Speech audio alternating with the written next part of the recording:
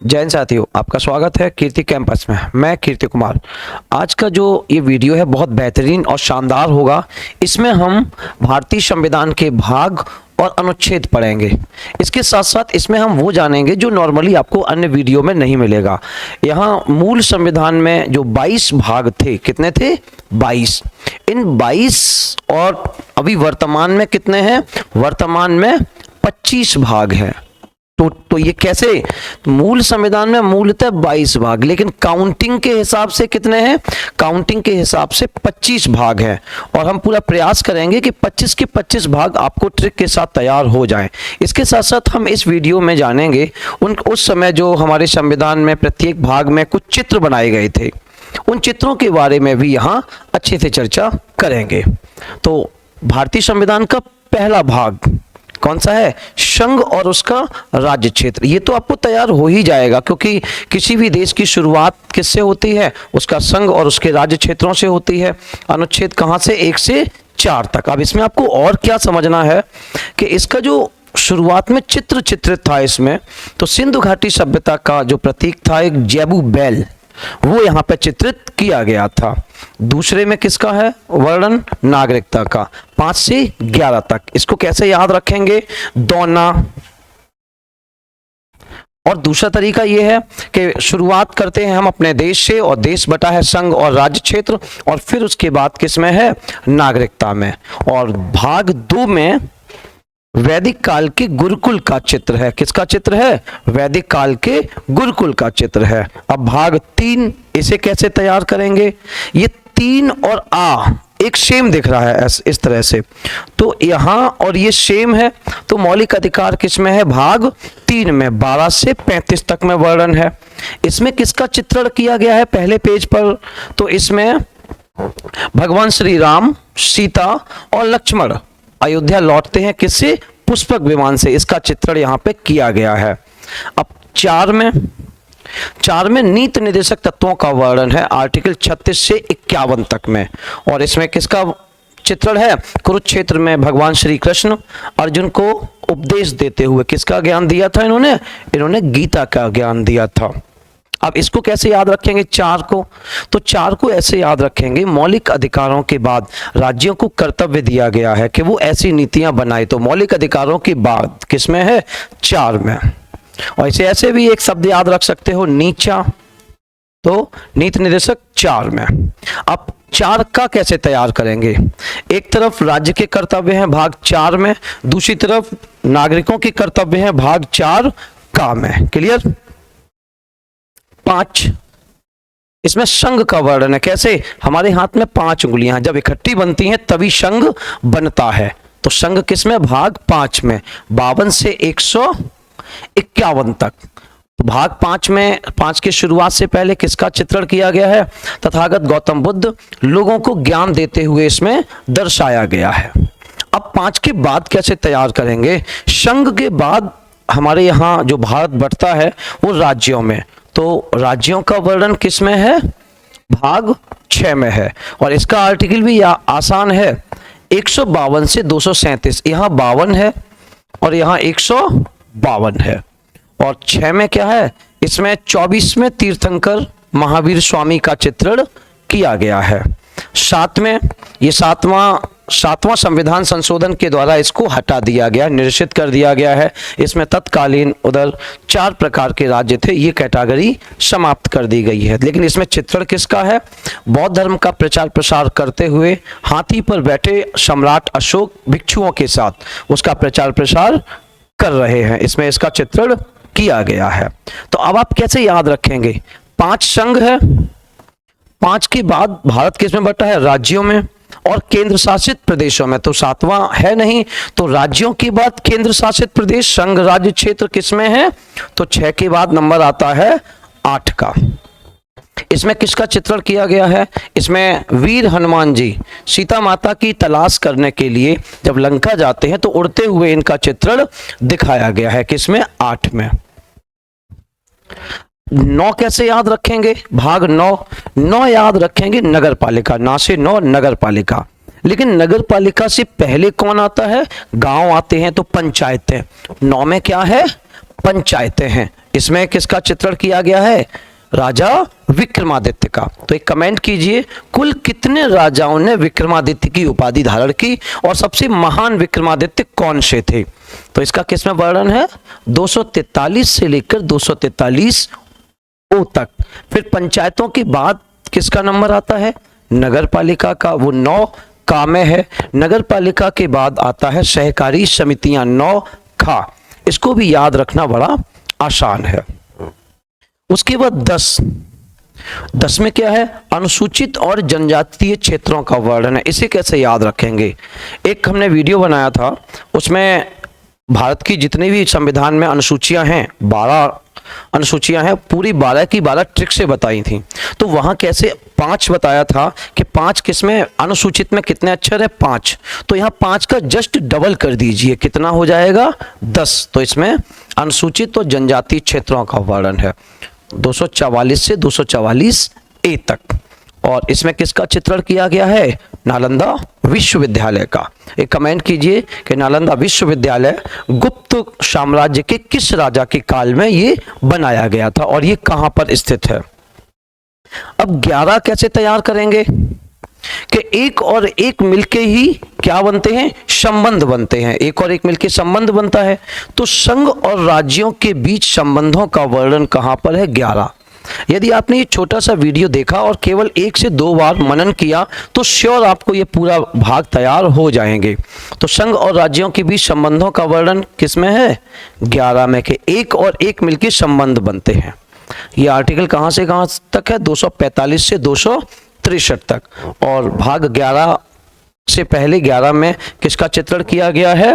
तो राजा भरत। ये कौन भरत थे? ये दुष्यंत और शकुंतला के पुत्र भरत थे, जिनके नाम से हमारे देश का नाम भारत पड़ा।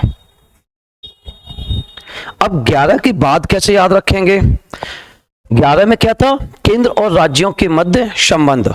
संबंधों के लिए क्या जरूरी होता है? संबंधों के लिए जरूरी होता है धन। तो उसके आगे के वित्त, संपत्ति, संविदाएं और वाद का वर्णन है। कैसे तैयार करेंगे कि 11 केंद्र और राज्यों के मध्य संबंध, संबंधों के लिए क्या चाहिए? धन चाहिए। तो वित्त का वर्णन है 12 में। और इसमें किसका चित्रण किया गया है? नटराज भगवान शिव का, 264 से 300 ए। तो एक कमेंट कीजिए कि नटराज की मूर्ति किस काल में बनी थी और ये कांस्य धातु की थी। अब 12 के बाद 13, इसको कैसे याद रखेंगे? इसे थोड़ा सा नेगेटिव तरीके से याद रखना है कि 13 से 13वीं, और 13वीं कराने के लिए किसकी जरूरत पड़ती है? बिना धन के तो होती नहीं है। तो यहां पर भी राज्य के भीतर अंदर व्यापार, वाणिज्य और समागम 301 से लेकर 307 में इसका वर्णन किया गया है। अब इसमें किसका चित्रण किया गया है?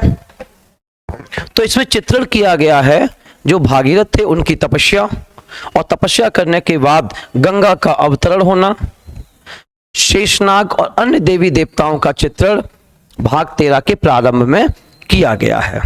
अब 14 कैसे याद रखेंगे? 14 में संघ और राज्यों की जो सेवाएं हैं उनका वर्णन है 308 से 323 तक। 308 से लेकर 323 तक वर्णन है। इसे कैसे याद रखेंगे? 14वीं का चांद आसान नहीं होता, मुश्किल होता है, दुर्लभ होता है 14वीं का चांद।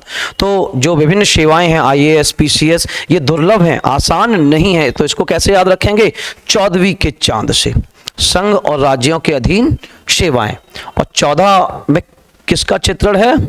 तो यहाँ पर अकबर का दरबार लगा हुआ है। अकबर के दरबार के साथ कुछ दरबारी भी यहाँ पे चित्रित किए गए हैं।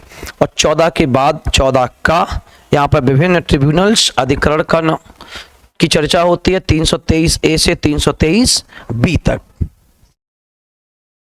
15 में निर्वाचन है 324 से 329 ए तक। अब इसको कैसे याद रखेंगे? एक हमने वीडियो बनाया है और उसमें आपको रिदम या राइम्स से तैयार करना सिखाया गया है। तो उसमें क्या है कि आप इसको राइम्स से तैयार कीजिए। 5 जैसे वहां बताया था कि 1 सन, 2 शू, 3 ट्री, 4 डोर। तो यहां पे क्या याद रखेंगे?